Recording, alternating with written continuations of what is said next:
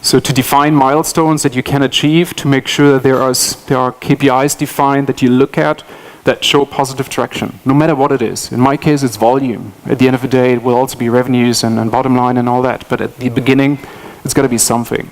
So this is obviously something that is important for investors, is important for us to motivate our people, and also to get the personal gratification that we're spending our time well and at the right places.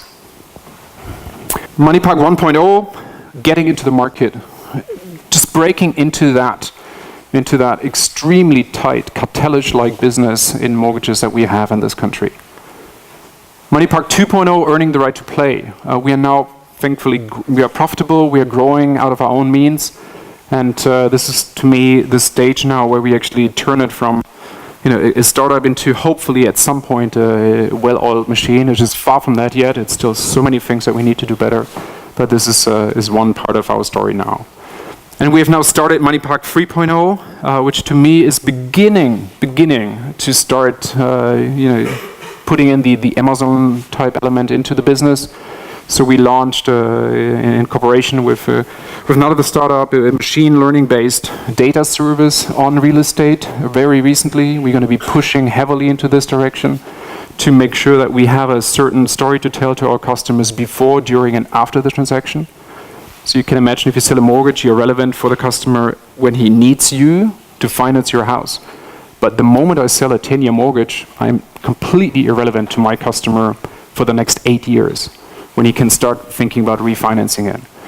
It sucks if you won the customer at costs, obviously, from the market, and then letting him go again, having to let him go again because your product simply are not tying him in through anything, especially if you sell fixed mortgages.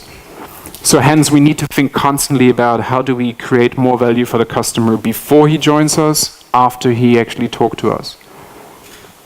To give you another anecdote, I lose 20% of my customers. 20% of my customers, after I already paid for them, in the meeting, they are perfectly financeable, they want to buy, they have the money to buy. I lose them because somebody else snaps away the house that they want to buy. And then they are back onto the market. And maybe for not to be re-seen for months to come. That's super annoying. So obviously, I cannot change anything about having more housing supply, but I can do a lot in trying to help the customer find a similar property faster, easier, and not by putting him back onto square one and having him to restart the entire journey, but by keeping him within the MoneyPark universe and allowing him to do this easier. This is all part of MoneyPark 3.0.